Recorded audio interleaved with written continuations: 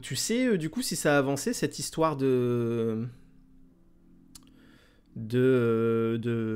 Equinox qui empêche Nucléon de mettre les dernières cartes dans Exalted? T'as du nouveau là-dessus ou pas, si t'es encore dans le chat? Alors, ici on a une Baba Yaga qui va vous permettre d'aller piocher, c'est pas trop mal.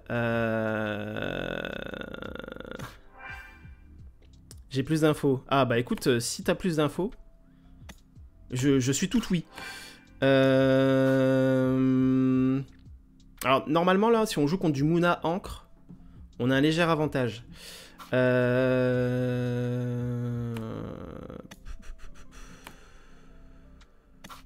Normalement notre deck se débrouille plutôt bien contre du Muna Ancre. Ah non, t'as pas plus d'infos. Ok, désolé, excuse-moi, j'ai mal lu Camus.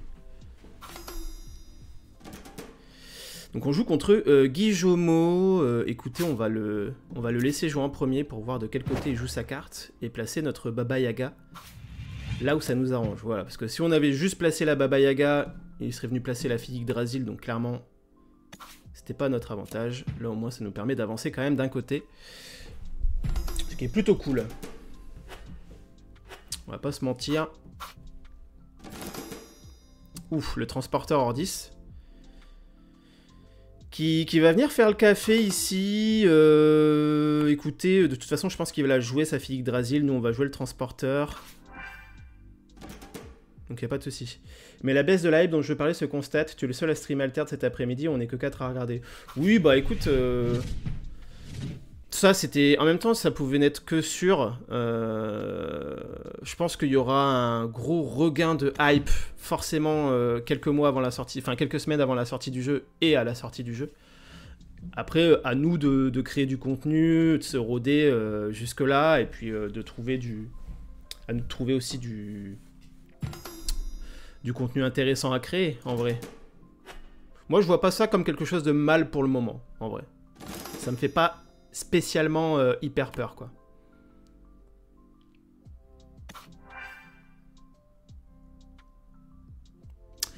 Donc là, il a commencé à mettre en place sa mécanique d'ancrage avec son champignon éternueur. Nous, ce qu'on veut, c'est qu'il full boost le champignon et qu'il vienne le réancrer pour venir lui gérer tout simplement derrière.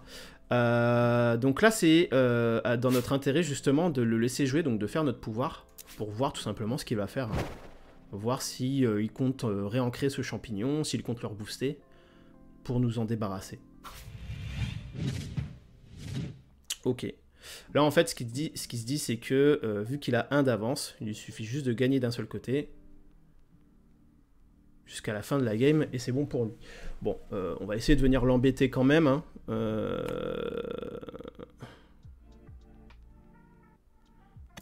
On va jouer cette Baba Yaga ici.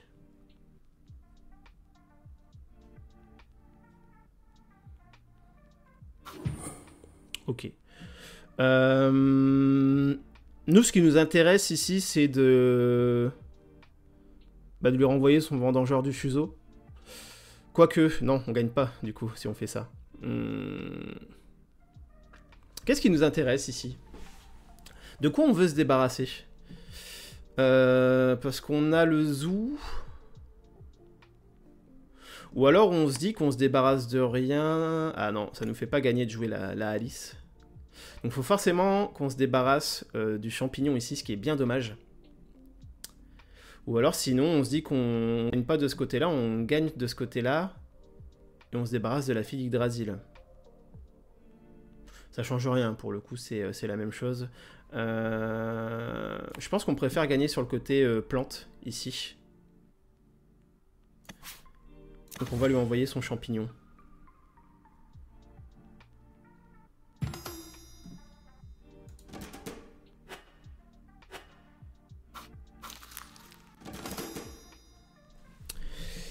Je sais pas si c'est clair hein, la réflexion que j'ai à chaque fois. Bah écoute, pas de soucis Camus, bon après-midi à toi. C'est lui qui va jouer en premier, il va probablement jouer son champignon éternueur en premier.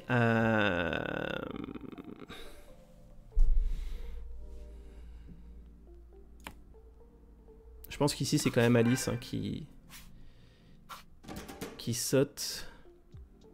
Alors là, on est bien, on a quand même un mage danseur avec probablement un intimidation et un zoo. Ouf. Il rigole pas le monsieur. Hein. Il ne rigole pas. Bah écoutez, on va juste jouer le mage danseur tranquillement à gauche. Ou alors, attendez, non, non, non. On va pas utiliser notre mage danseur tout de suite.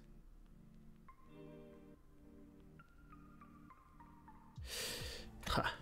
Peut-être qu'il faut utiliser le mage danseur. Parce qu'en fait, si je mets juste la fée des dents à gauche pour lui saboter son champignon, et que derrière, pour 2, il a une carte qui va me rajouter de la force ici, je pourrais pas gagner des deux côtés. Alors que potentiellement, le mage danseur, vu qu'il sera boosté en jouant mes 2 sorts, ce sera une 3-3-3. Donc si je lui laisse juste son vendangeur à gauche, je gagne des deux côtés. Non, en vrai, on va jouer le mage danseur. C'est plus intéressant ici, vu que le mage danseur se fait booster. Là, pour 2, à la limite, il peut rejouer son champignon. Je lui fais zoo et c'est terminé, quoi. On va voir comment on s'en sort. Bon. Donc là, le play.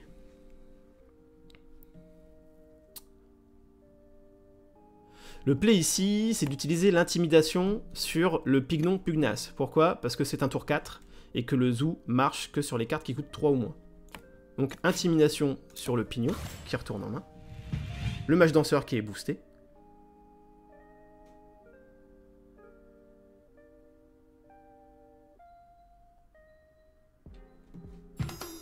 Donc là, mon adversaire passe. Et là, tout simplement, zoo sur le champignon, qui en plus ne restera pas au prochain tour. Le mage danseur qui est reboosté. Et on gagne des deux côtés. On reprend l'ascendant sur la game.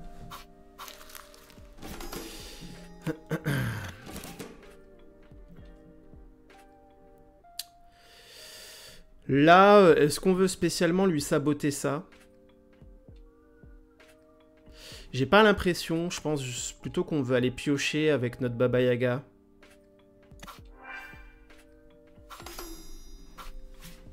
Donc vous avez vu le transporteur, hein, qui à chaque fois qu'il met un token me permet de... Bah là, en gérant le pignon pugnace, de gagner d'un côté avec simplement une 1-1-1. On va le laisser jouer, hein, quoique... On se doute bien qu'il va jouer ça en premier. Est-ce qu'on mettrait pas une petite Baba Yaga à gauche, là? Histoire de voir ce qu'on pioche. De nouveau une Baba Yaga. De le laisser jouer son vendangeur. Pardon, pas le pignon, mais le vendangeur. Et puis après, ensuite, de voir ce qu'il fait, hein, tout simplement. On a notre portail de bannissement qui est là. On a un zoo. On a un autre zoo en main.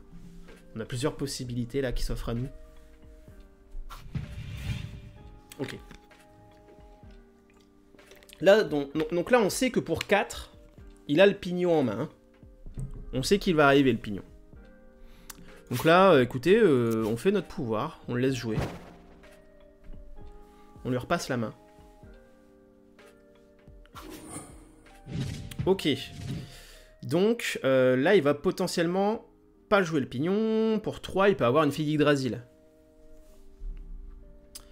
Pour 3, peu importe ce qu'il aura, ça peut se gérer avec le zoo qu'on a en main.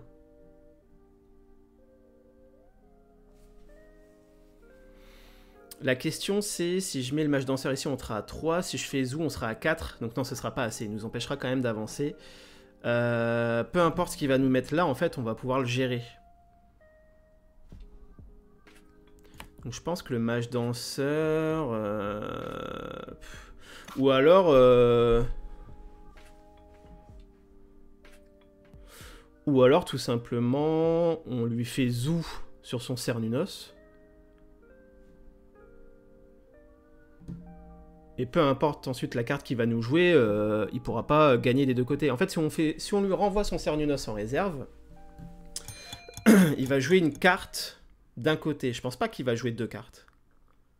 Donc potentiellement, on peut gagner. On va tenter. On va tenter de préserver nos cartes. On va jouer le zoo qu'on a en réserve sur le Cernunnos. Donc là, on gagne des deux côtés. Moi, je pense qu'il a qu'une seule carte à jouer d'un côté, et du coup, ça nous permet de gagner du côté restant. Je pense que c'est ça qu'il va se passer. Potentiellement, il va rejouer le Cernunnos. Hein. S'il fait ça, c'est très bien. Ça nous arrange.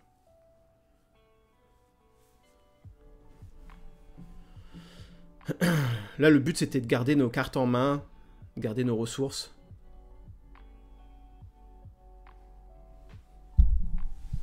Ce qui n'est pas négligeable dans Altered, bien entendu.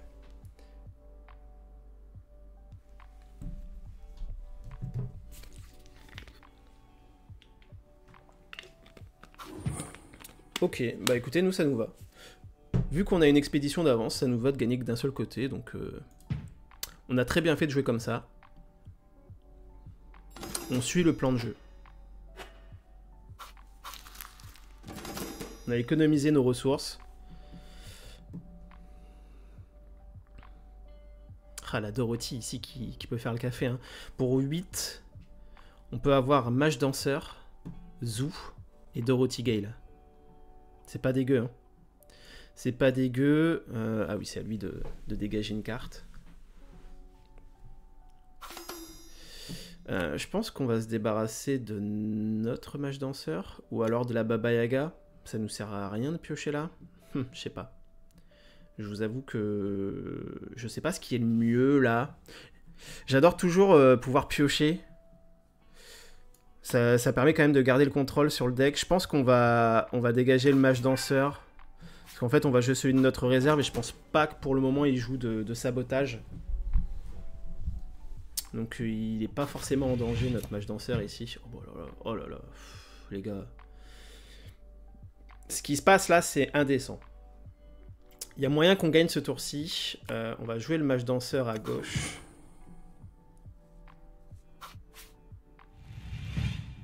Ok.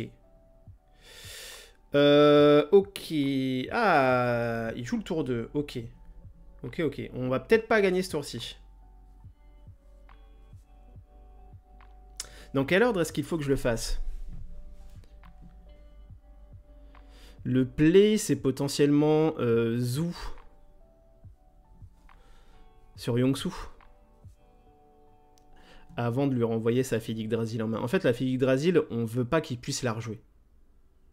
Quand on s'en débarrasse, on veut qu'on s'en soit débarrassé définitivement. Donc je pense que là, on doit jouer le Zou avant.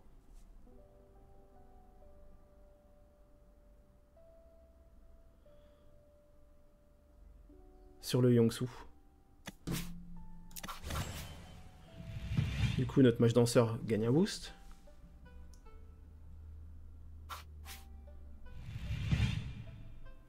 Ok. Il rejoue un autre Zou de sa main. Ok, bon, là les gars...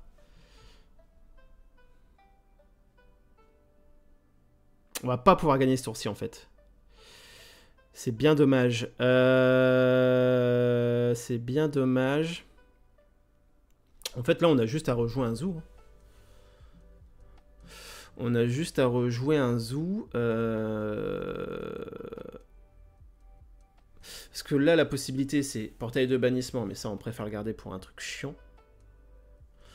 On a la Dorothy Gale, mais pareil, Dorothy Gale, là, ici, ce qui est malheureux, c'est qu'elle va pas nous... Elle va pas nous faire avancer sur une lane, c'est bien dommage. L'intimidation... Eh, mais attendez, je dis n'importe quoi. On gagne ce tour-ci. Je vous dis n'importe quoi depuis tout à l'heure. Ah non. Non, je dis de la merde.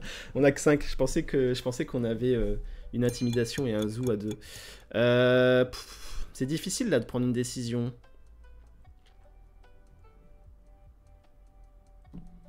Bon, histoire de conserver nos ressources. Voilà, on va jouer les Zou qu'on a en réserve. Et voilà, on gagne encore une fois de plus d'un côté. J'ai cherché, hein, excusez-moi si je suis lent, mais j'essaye de chercher les solutions opti pour gagner et pour avancer. Mais là, oui, il valait mieux jouer le Zou en réserve et continuer de gagner d'un côté. En plus, on le force à se défausser une carte de la réserve, donc c'est très bien. Notre transporteur Ordis ne nous sert plus à rien, donc on peut... Une fois que vous avez un transporteur Ordis en jeu, celui que vous avez en main, mettez-le en réserve. Vous avez besoin que d'un seul transporteur Ordis.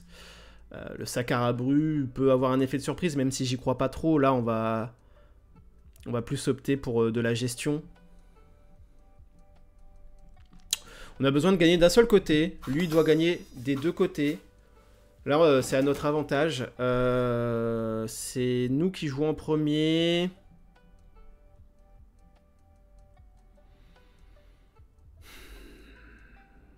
Moi, j'ai bien envie de le laisser jouer. Dès le début, en fait. Pour voir un peu ce qu'il va nous faire. Là, vraiment...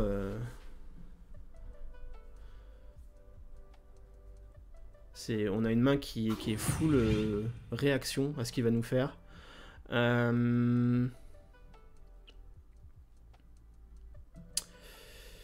Du coup, là, j'ai bien envie d'aller lui jouer... Ah. Ou alors, est-ce que le play, c'est pas Dorothy Gale et Intimidation, et du coup, on jouerait pas notre Baba Yaga tout simplement ici?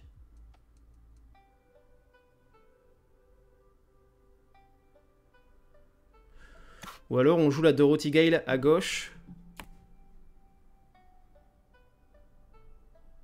On va jouer Dorothy Gale à gauche. On va lui défausser sa fille Yggdrasil. Comme ça, là, en fait, on gagne des deux côtés. Donc, à chaque carte qu'il va jouer, il pourra pas venir contest les deux côtés en même temps. À chaque carte jouée. Donc, on a juste à gérer sa carte qui va nous jouer d'un côté. Et nous, ça nous permettra de gagner de l'autre.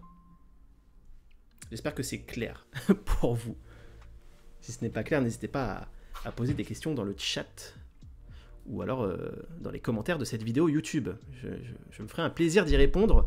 Donc là, il nous joue tout simplement un druide Muna à droite, qu'on va venir contest juste avec notre Baba Yaga. Elle coûte 2 de la réserve, du coup on se dit qu'on garde notre intimidation en effet de surprise de la main. Là on vient reprendre le dessus, donc en fait là on gagne toujours des deux côtés. Donc là, quoi qu'il se passe, regardez, on peut lui faire une intimidation sur le druide Muna. Putain, il a plus qu'un seul mana. Donc là il peut juste nous jouer un vendangeur. On gagne des deux côtés. C'est la win. GG à lui en tout cas. Après, je vous avoue que contre ce genre de deck, contre les decks Muna, c'est un deck qui est plutôt fort le nôtre. Surtout quand on touche le transporteur.